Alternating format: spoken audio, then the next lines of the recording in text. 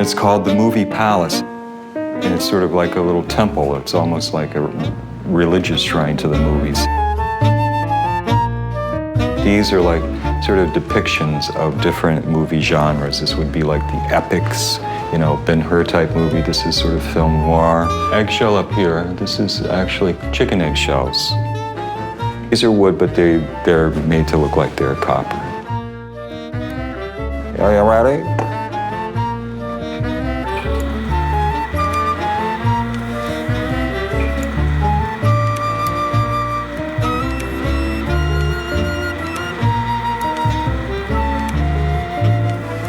People kissing, smooching, people eating, mainly eating, a lot of people eating. There's a man here looking for his date. He's got a giant thing of popcorn.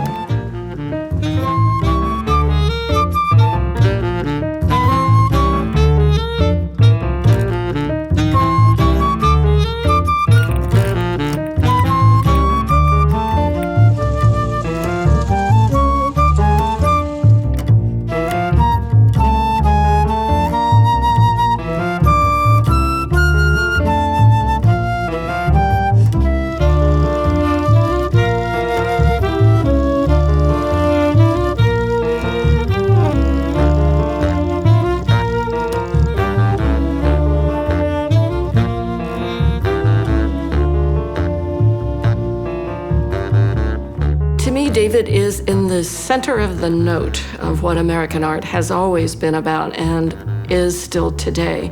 We think he's one of America's great artists and someone who needs to be seen and known everywhere. He is, in many ways, under-recognized because, of course, he's not out there curating his own career. He's not out there calling a lot of attention to himself. He's in his studio doing his work. As that I'm kind of loath to clean up my desk, I've made this extension. So I have to pull the drawer out, and then it's more and more stuff. Eventually, this will go all the way across the room, and I will never have to clean it ever again. So. I built this tray I used to work on it.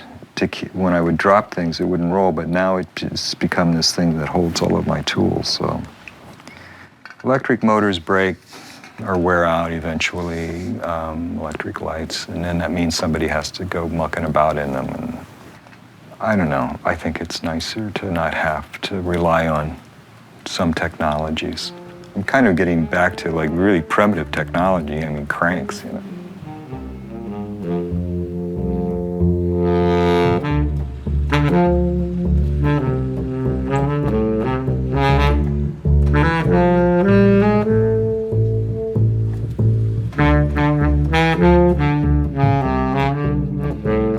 I was asked by the director of both the Smithsonian American Art and the National Portrait Gallery to make something for the building for their museum's grand opening in 2006. This particular corner is the presidential corner. These have all the presidential portraits that you can find in this museum since it is the National Portrait Gallery.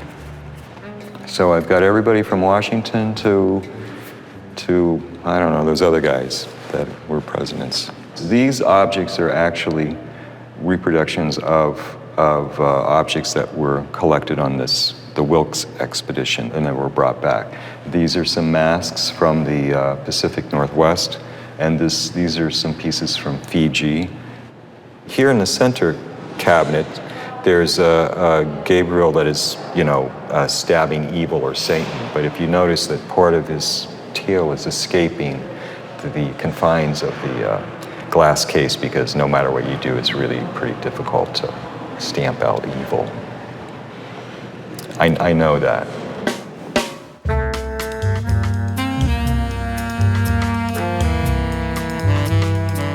I absolutely remember the first time I saw David's work, an amazing piece called Pipe Organ. You don't really need a knowledge of music to play this thing. You can, if you have a sense of rhythm or something like that, you can make up things. The way this is set up, on the bottom there are these fish, and they act as bellows.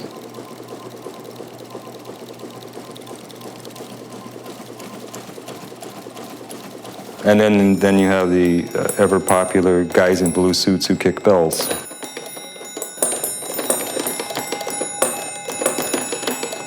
I mean, when you think about sound and music, you know, I mean, we're imitating something, you know, birds for whistling sounds. So that's how this came about.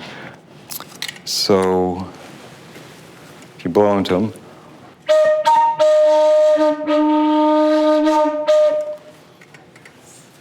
I called him up and I said, Mr. Beck, this is Betsy Brune. I work at the Smithsonian American Art Museum, and I want to come and meet you.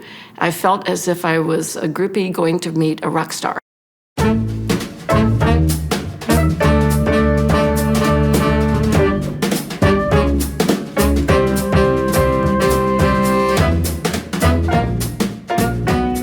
If you ever asked David, where do you get these ideas? Have you ever asked him? And has he given you the pat answer? I have a book, Ideas for Skinny Sculptors. it took me a little over a year to make. And when I work on something, it's all I do. Everybody in the audience is wearing glasses because they're nearsighted. And so am I. In the very beginning, it's sort of an evolutionary scale that sweeps into the back.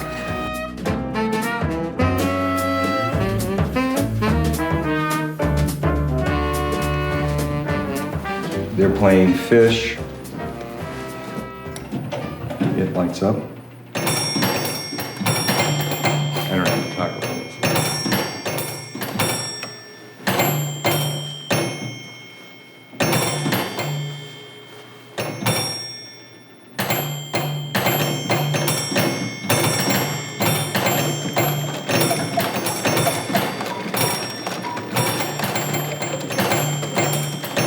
At the time that I was making this, there was a lot of scary stuff going on in the world in terms of nuclear proliferation. I mean, it was like on my mind, and I was afraid of being, annihilated.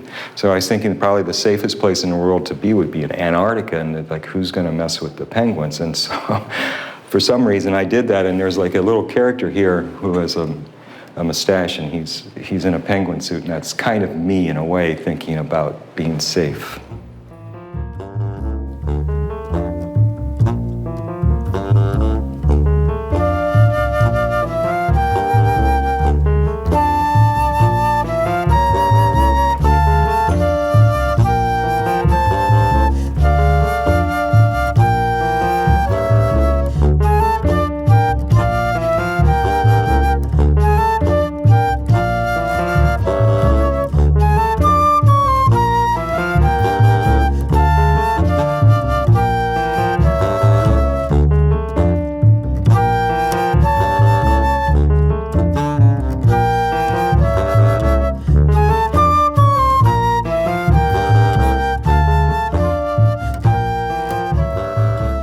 I knew nothing about opera. I just thought it was like a lot of fat people singing.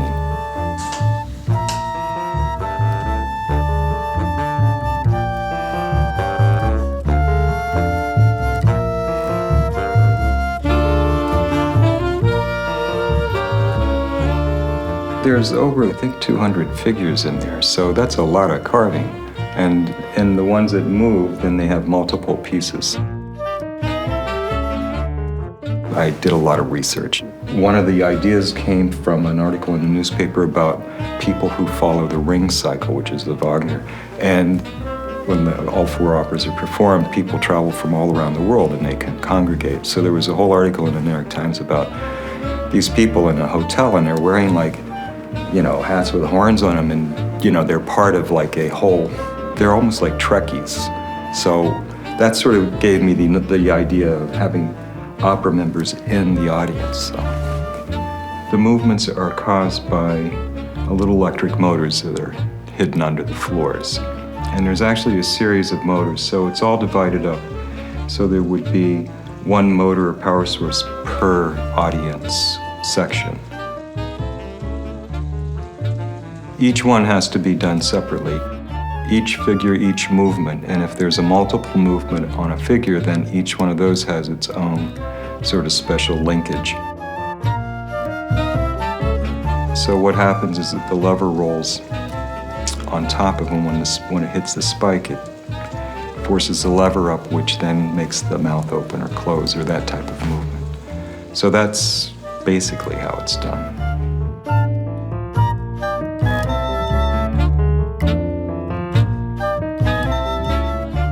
It was a long haul to work on this piece, and I can tell you that at the time, people were getting concerned if I was ever going to finish it. The guy who commissioned it, and Alan Stone, my art dealer at the time, he was like, well, David, is this going to be finished in my lifetime? And then the client was asking, then all of a sudden I started wondering if it was going to be finished in my lifetime. So it was. I'm still alive, I think. Well, it's debatable.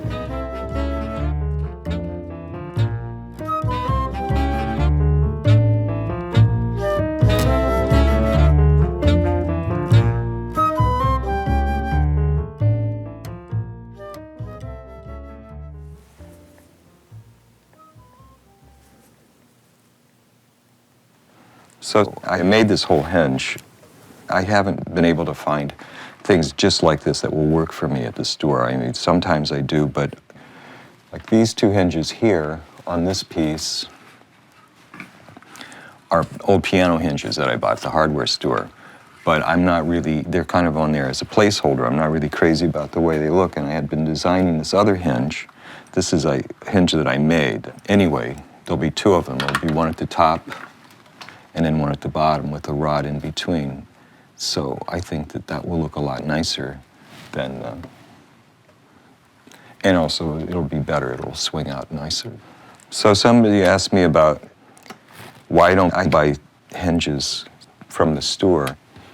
I'm not opposed to finding things, but if they don't work, they don't work. I was taught by a guy named Joe Marmal. Joe was someone I admired quite a bit. He was a man of mystery. He was maybe fled Argentina, and he landed in Brooklyn, worked at a gasoline station, and at night he would carve things, tiny things, and do scrimshaw. And he made things for the designers in New York and stuff like that. He exposed me to a lot of like the deco furniture people. I would go over to his studio and he would come over to mine. He was influential in sort of making me think about materials and about furniture makers as artisans and artists, you know, in their design concepts and their use of materials and blending different things together. But he would give me his cast-offs and his scraps and things like that, so I'd actually have hands-on, you know, trying to figure out what to do with them, and I could see how he would work with them. I guess for a small example, there's a material called shagreen. Some people call it shark skin, but it's actually a skin from a manta ray, and it was used a lot in deco furniture. These pieces came from him. They were scraps from a larger piece that he had. It's a very thick skin, and the way that I did it, basically you have to sort of straighten it out by wetting it and then gluing it onto a board or something like that, and then sanding it to get, you know, that sort of texture. It takes off all the little bumps. This is Joe right here, and this is framed in sharkskin or shagreen. He's passed away, but I wanted to, you know, honor him and honor what he'd done for me.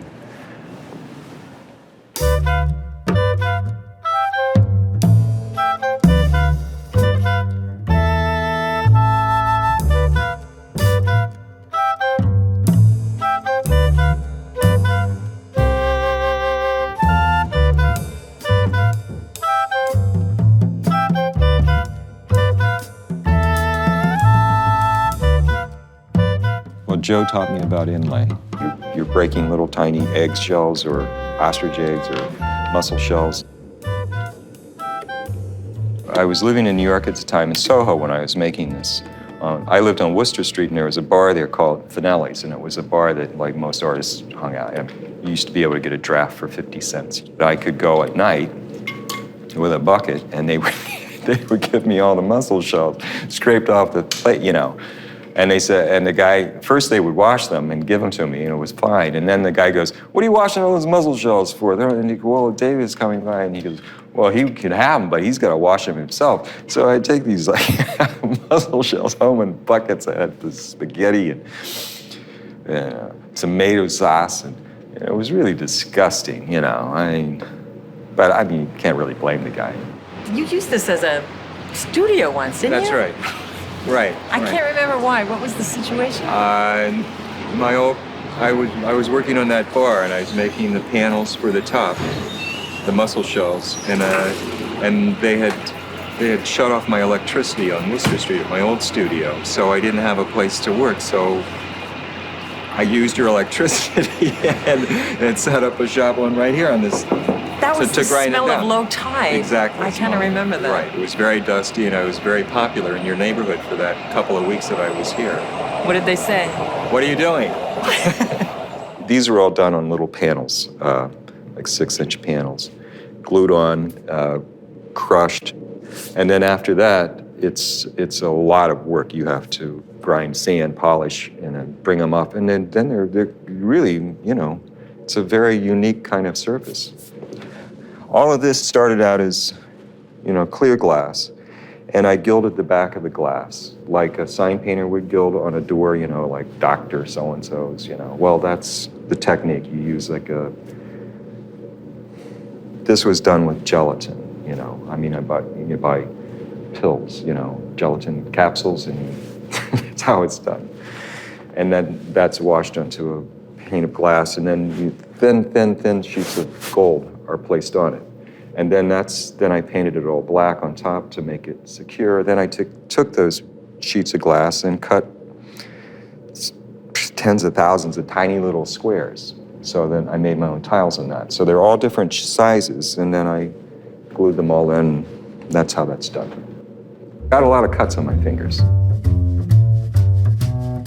When I was first starting in the 70s, I worked for a sculptor, and he came out of there were a group of guys in Chicago who were making monumental sculptures, so things for outside.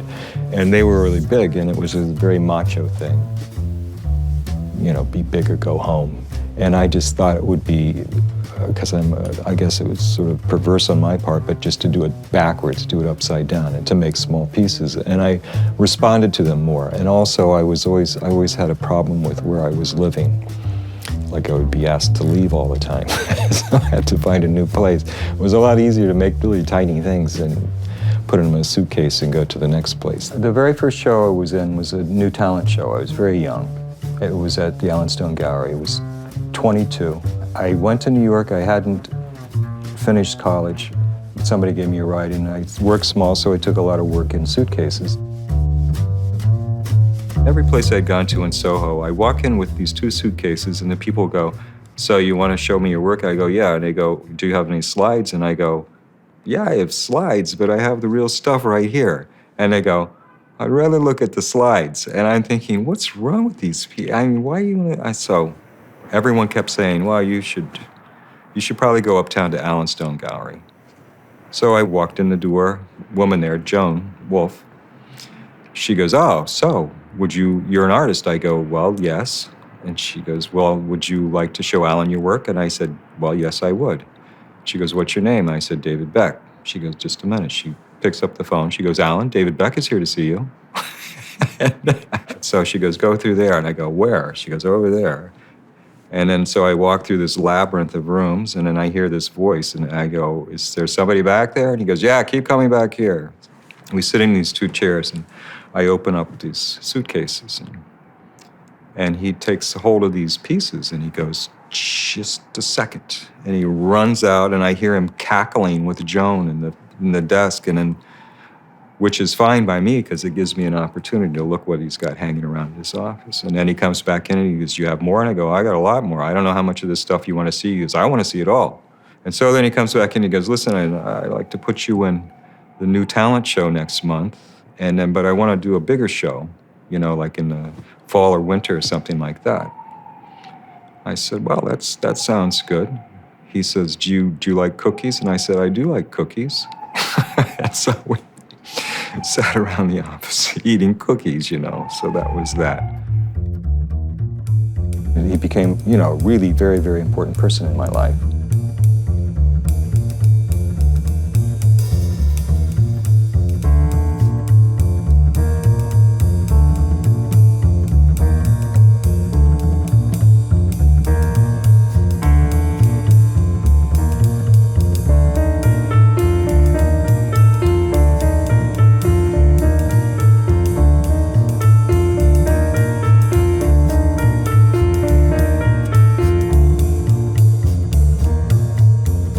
How we first met? Okay, so Destiny. Fate. It was in the stars. so my husband and I had a. You were married? My husband and I had a pickup truck, an old pickup truck, and David and I had seen each other across the street, but we'd never spoken. And he asked me, he said, "I noticed you have a pickup truck, and would you mind driving me up to the gallery with a piece of sculpture that was bigger than my arms could stretch?" And it was a wooden rhinoceros with little doors, and the doors opened up and you could look inside, and it was very, very cool. Where I lived, there was this place called the Hebrew Publishing Company, and they had all these wooden boxes about so big. They were throwing them out. And I collected a whole bunch of them, and I put them around my doorways and stuff like that, and built little dioramas, you know, sort of like honeycomb my house or my storefront. And then I kept getting more and more, so then I started putting them together until I formed this whole rhinoceros. And then I found a bunch of leather on the street, and I covered the whole thing with leather and made little doors, and then I built dioramas in each one. So this piece is basically 60 or more boxes.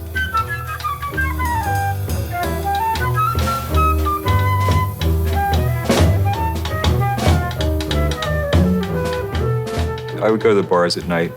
People were about my age and stuff like that, and it was a whole scene, and everyone talked about their making sculpture or being poets or dancers or all this other stuff, but they're staying out every night until the bars closed at 4 a.m, and I couldn't understand how you could ever get any work done. So it kind of occurred to me that you couldn't live like that, you know. So I sort of slowed down.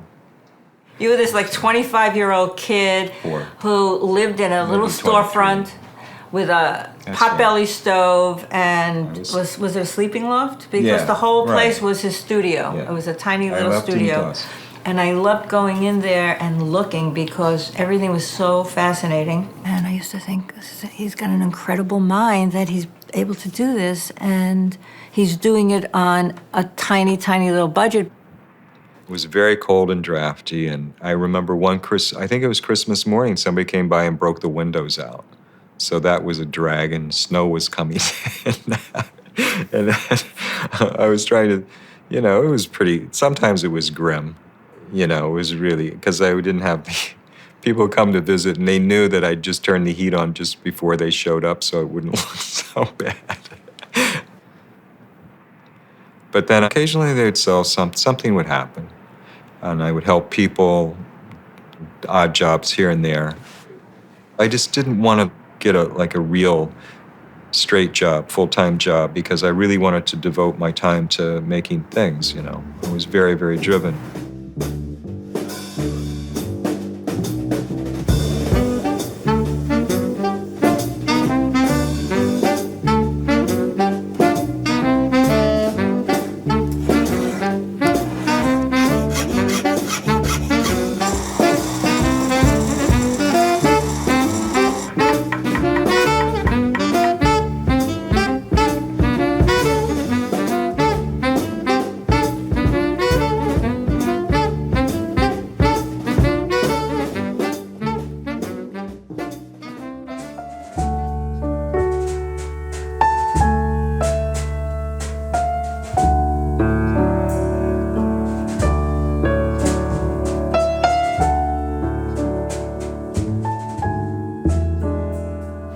My mother said, "Well, there's other boys that are making this sculpture that you know." I said, "Yes, Ma, there's other boys that are making this sculpture." It's like I came from another planet or something like that.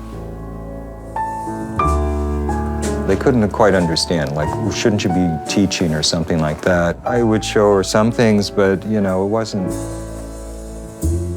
it didn't mean anything to them because they have no point of reference. I had a friend down the street that I spent every waking moment with, and his parents were interested in art. His mother used to draw cartoons, and he had his own room, and so we would build things there. We were encouraged by his mom. Junior high school, I started thinking, this is really what I want to do. I want to be an artist. I was also involved in like school theater productions, and so they would have me like design the program and then paint the sets, you know, things like that. I really didn't know anything about it, but, you know, I winged it. I took as much art class as I could in junior high school and high school.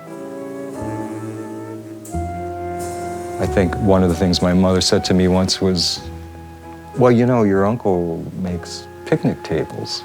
And I go, yes, it's a lot. Yeah. So she could understand somebody making something, you know. She could understand a picnic table a lot easier than like a rhinoceros with a bunch of, you know, anarchists running through it.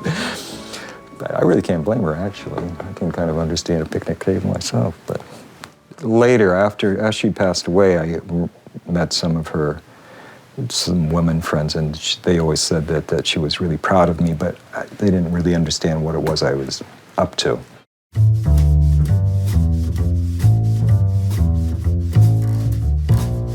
I got into Carnegie Mellon. I was accepted. I didn't even apply. So we went to like the administration office and stuff, and the guy said, well, this is all very good, but you know, we don't have an application on file for you. And I said, oh, well, I never really filled one out. He goes, well, let's do that now.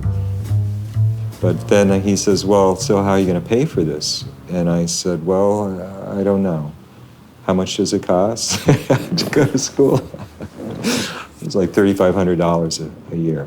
I'm going, oh, crap, you might as well say $35 million. I said, well, I got, he said, do you have any money? I said, well, I've saved $300. He goes, that's not really going to go that far. He says, do your folks have any money? I said, well, I'm not really. I said, but you know, I am an emancipated minor. Does that matter? He goes, yes. He says, you're an emancipated minor? I said, as a matter of fact, I am. And I had the papers. And he goes, well, that's different. So it means you're financially responsible for yourself. And so he was able to give me a scholarship, a loan, a work study, and stuff like that. So I went to school, started the next day. When I first started art school, the first assignment was to go home and come back with a self-portrait. So the next day, everybody showed up, and there are these sensitive types that did naked self-portraits. Or pictures of themselves looking very serious or, you know, depressed or something. And I wasn't really interested in realist drawing at the time. I was doing more abstract, you know, meaningful marks and things like that, but also some elements of things. So I actually did this drawing that kind of continued on what I had been doing, these stripes and blotches and things like that. A lot of color, ink, different materials. And then in one part of it, I had like a tiny face that had like a cow's udder, and that was my self-portrait as a little tiny cow. So I handed that in, and I liked it. And he goes, this is your self-portrait. I said, well, yes, yeah. And in fact, that's part of me right there with this is this portrait of me as a cow on this part right here. But the whole thing is, and he goes, and he liked it. He liked my drawing. He says, okay, just wait right here. And so then he had the rest of the class, he explained, well, we're gonna have a model, and when everybody's set up on the model, and you know, this is what we're gonna do. And he comes back to me and he goes, David, now, you can draw from the model if you like, but you don't have to. You can set up a little studio back here and do whatever you want.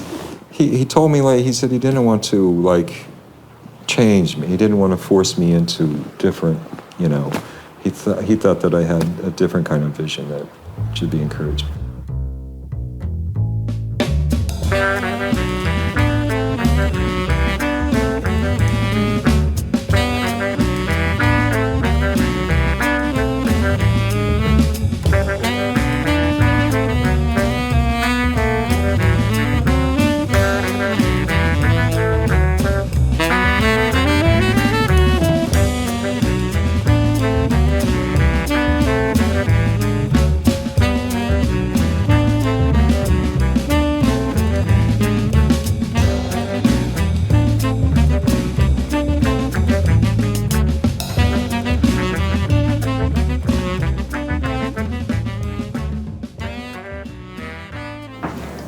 I wanted to ask you some questions about, Sure. About the cow. So what's the appeal of It's all about magic? magic. It's all about It's magic. all about magic. Yeah. This whole cow is a magic cow. Do you do magic? I did as a kid. Houdini was my big hero as a little kid. Yeah. I mean, the whole notion of being able to escape, and that was very appealing to me. Very appealing. What were you trying to escape from? Yeah. Yes. Maybe from childhood. I like the fact that the story that you told me before, that the hair was from a horse that belonged to your grandfather. Right. That, Barney. And what was the horse's name? Barney. Barney. Well, you yes. call it his racehorse, but it was a workhorse. You know, it wasn't. That's how you know. But that was his thing, and he loved the horse, and so he kept it. And the idea that after it died. the idea that Barney was made into a coat Yeah. after he died, and then that the coat suddenly found another Right, life, it or has bits pieces, of it. bits of it. Yeah, Bits of it, I still yeah. have a lot, rest most of the them. coat? Most of them. Yeah, I wore them all through college. What was people's reactions? Well, they would keep their distance, but it was a very warm coat. Coming to see it now is, you know, it's a good feeling for me. Some things, you know, I feel very divorced from after not seeing them. But this one, I still remember, you know, working on different aspects, and I was really happy with the little magic show and stuff, because there's a lot of stuff from my history, personal history, in this piece. And then I have all these sort of darker elements, these Mexican death masks, which commemorate the dead or remember the dead. It's a kind of a dark piece.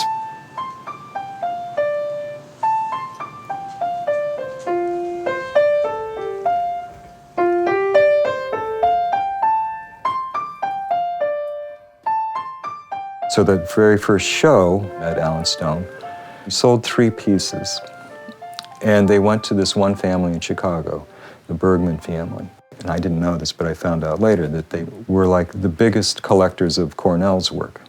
And so that was a big thrill for me, to know that, you know, the first people to buy my work were people that collected somebody that I liked. And so there was a sense of validation in that.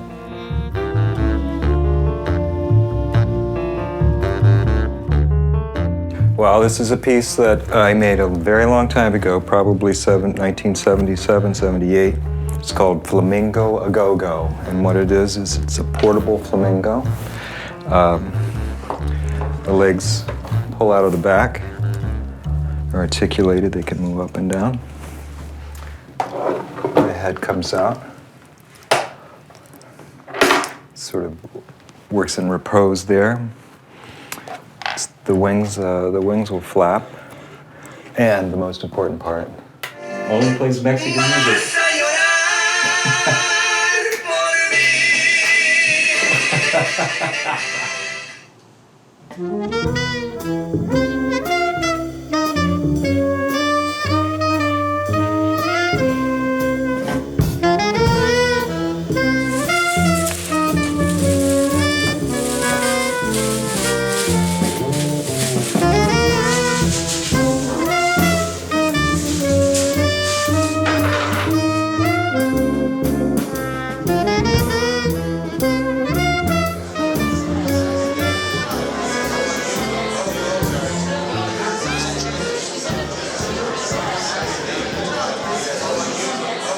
Inventors buy them, or instrument makers are kind of. It's gorgeous because it's like the little filigree. Yeah. These are my pieces. These are my pieces. Oh, these are you? Yeah. And how can I get your picture to go along with it? It doesn't exist. I break cameras.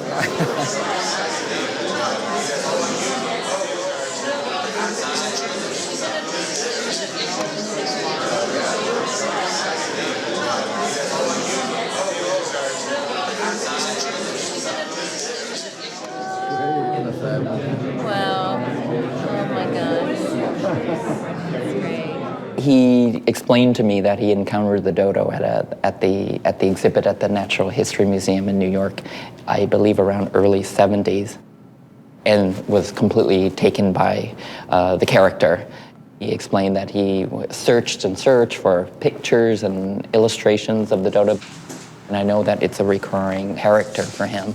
Speaking of the dodo, I think for me, he's exploring that concept of self-portraiture. These are pretty early dodos, very early actually. I think these were maybe 76. When I first started seeing them at the Museum of Natural History in New York, and I still hadn't, I was experimenting with the way that I wanted to portray them. That's more dodos. Got a bulb on the end of their nose.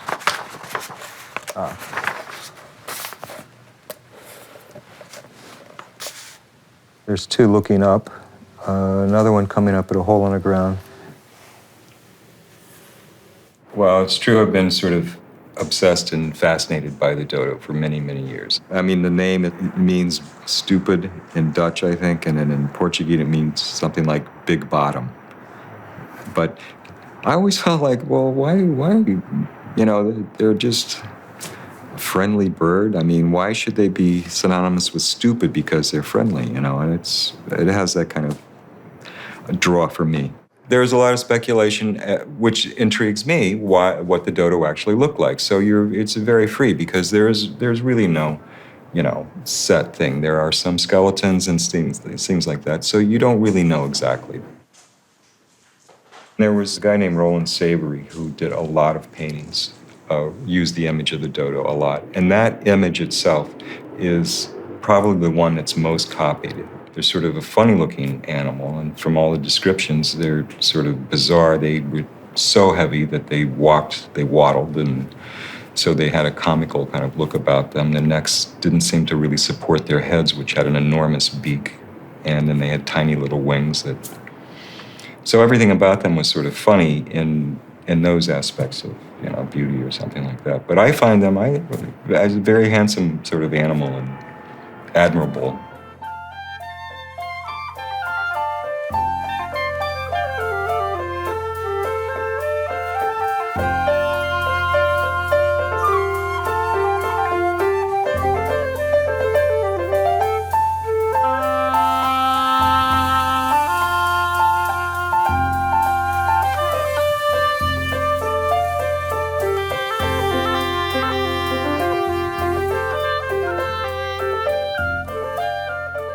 A piece called the Dodo Museum, which is an actual sort of homage of the history of the dodo. And it's a little building that's covered in feathers, and on the inside is a skeleton of a dodo that goes up through 2 floors. And on the walls, I've taken unicorn tapestries, but replacing the unicorn with a dodo, but also telling the story about it being discovered by European sailors and then being destroyed by animals that were left on the island.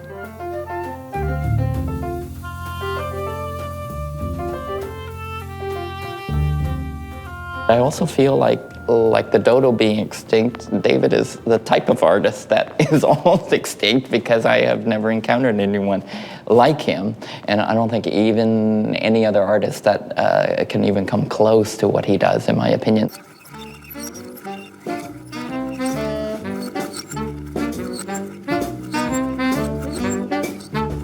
These are the wings, and then and the legs.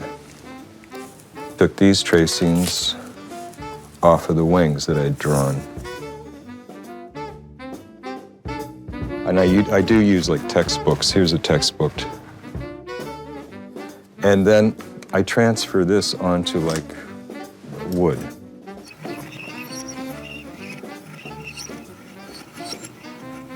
And this particular mechanism, it was driving me nuts for many, many weeks and months.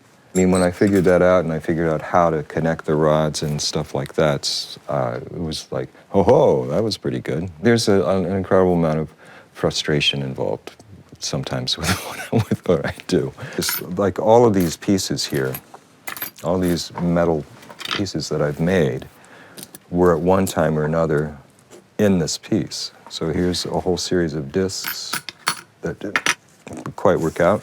Here's a whole series of wooden maquettes.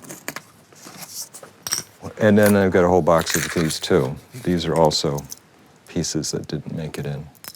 That I could, some of the stuff I can maybe reuse. This was about 3 hours of making, you know. It's crazy, really. This little setup here, I mean, we're looking at like a week's worth of work, just like messing with this stuff here. I've been working on this for about 5 months, 6 months, something like that. I'm not reproducing nature. I mean, that's not something that I'm even interested in doing. I'm using it as like a springboard. It's like a romantic version of it, in a sense.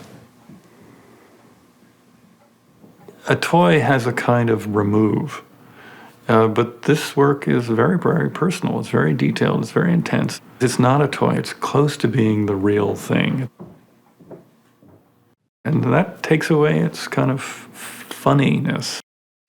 For sculpture and the things that I do, there's a lot of problem solving, which is somewhat creative, but also it's very practical. When you conceive of things that are going to be actually made, take up space and things like that, you have to think about, well, how's it going to, how are you going to keep it from falling apart, or how's it going to be held, and how's something going to be joined together, and if it has a moving part, then that has a whole other aspect. And what I try to do is I try to consider everything, you know, so it can get to be, it's a lot to think about. It's thousands and thousands of decisions, you know.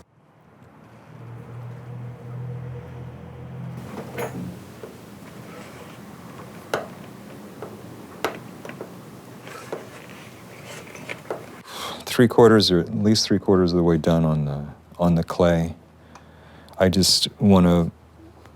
A lot of this feels like meditation in a way, which is calming, and I enjoy doing it.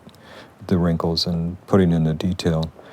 Eventually, I want to take measurements off of this and build it in wood.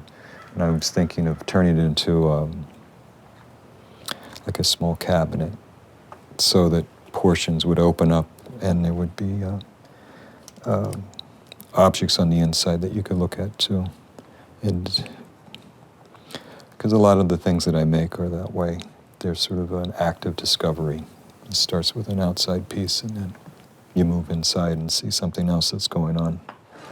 He does kind of look sad, doesn't he? Sort of.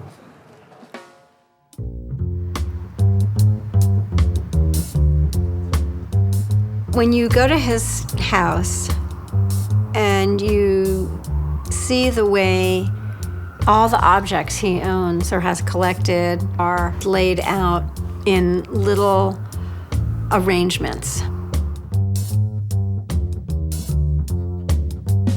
whether it's on the wall or on a bookshelf, and the way certain objects are with other objects, the glass domes and turtle shells, or a stuffed something next to something else. I mean, there's incredible sensibility that's so almost heartbreakingly elegant and refined. And it just, really just so exquisite.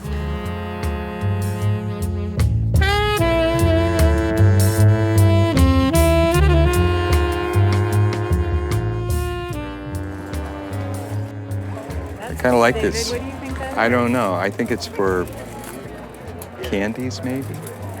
I don't know. It's nice, though.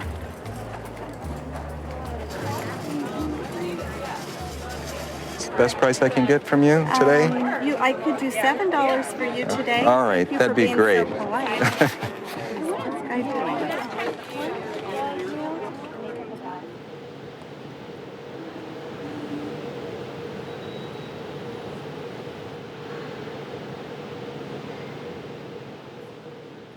One thing that always drew me to David is that he's extremely attentive. He's very, very watchful, and he can be very still. You can't necessarily tell what it is that he's looking for or what it is that he sees, but he has a quality of very intense observation. I look at a lot of older things. I look at a lot of relief carvings that are very inspiring to me. Asian pieces, there's a sensibility there that I really, really like a lot. Their sense of space and design, especially in Japanese work, they're really sort of the masters of what you would call negative space, but it's not negative at all. It's balanced out. Sometimes I look at that stuff and I feel like I'm a real clod because they're so elegant and, lyrical. I think I like Gothic and medieval pieces, like private little prayer books or personal shrines, very small personal things that people carry with them.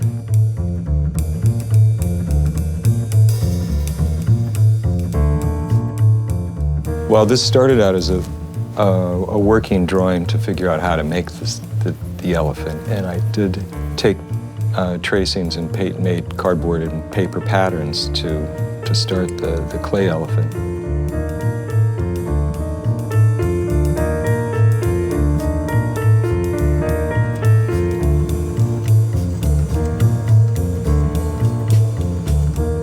I'll take this kind of wood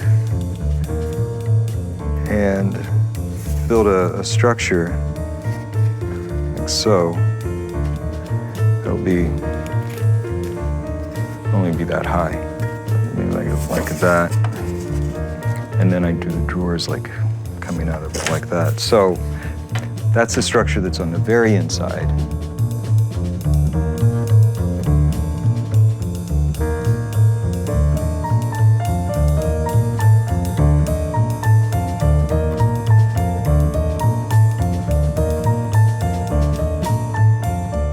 When I'm working on something very small and very intense, what happens in my mind, I think, is that I can completely lose myself in it.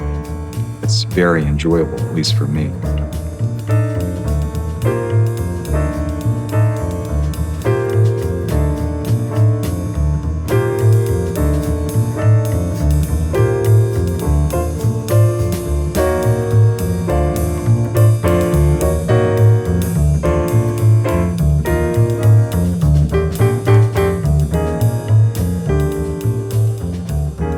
This is a very tiny, tiny, tiny skull. I made this, I just wanted to see if I could make something that small, basically.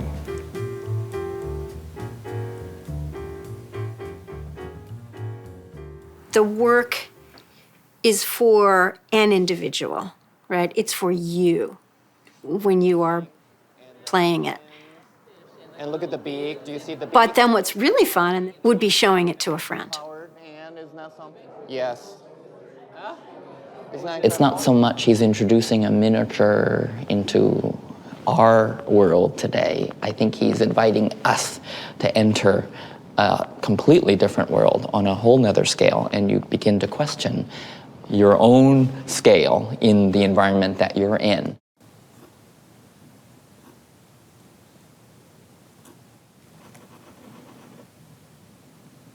I'm fascinated with what scale is in his hand and how far he can take it and how tiny the needle is that he can thread and show us that there is a performative aspect there, a kind of a Houdini in David's handling of scale.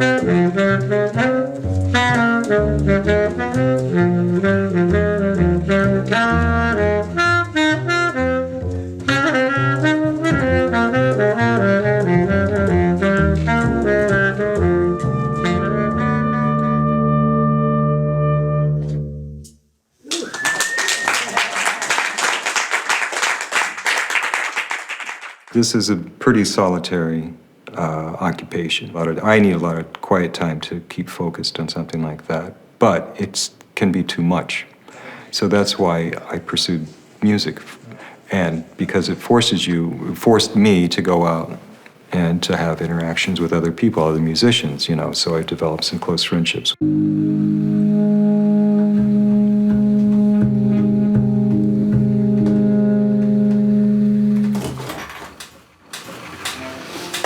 That was good. That was good. In the way that we play, since it's sort of improvisational music, it's more like having conversations, and it's better to have a conversation with someone else than constantly with yourself. That can get a little dangerous. David, since you're visiting your old artworks, I wanted to show you this piece you made for me. The John Parks Finger Series. There is this kind of flavor to the work that is hard to describe, but quite identifiable when you look at his pieces. It emanates a certain kind of poetry, that he's not simply making a point or creating an entertainment. He actually creates this sort of consistent vision of the world that draws you in and has a very particular flavor, engages you in quite a special way. And you're close to it, and close to something that's very unusual.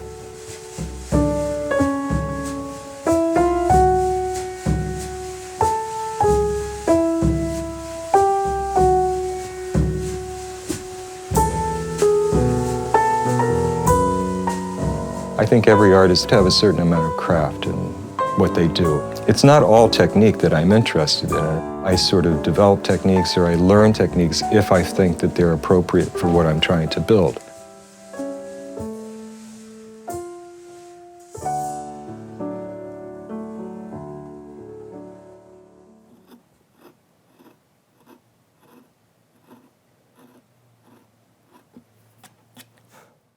I'm starting to make little drawers for the legs, too. This is like a combination of things. This is like the mouth of hell. So the mouth kept getting bigger so that you could see inside what was happening. That's why. This piece is is evolving out of like a long-term thinking about these cabinets of wonders. By and large, the encyclopedic, or a way of, for me, understanding the way of the world, or just things. Making a piece is a journey. It's not always plotted out. I always think that really nice art, there's always a mystery to it. There's sort of something baffling, and there's something that draws you in.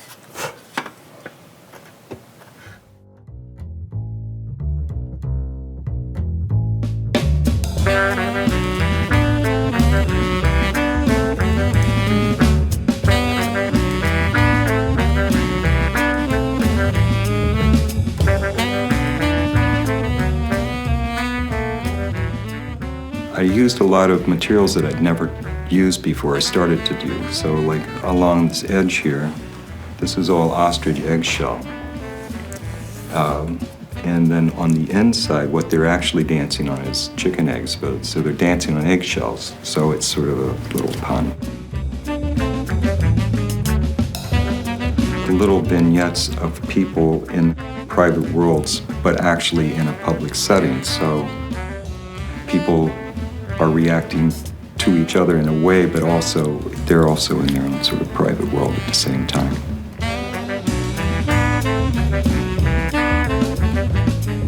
This area here, you have a couple, it's actually an interracial couple, and they're dancing sort of wildly together, and then you have these two sort of matronly yentas almost that are tracking them, and they have sort of a judgmental look about them. There's also a woman who's all by herself who constantly drinks. I think maybe she's feeling a little bit left alone.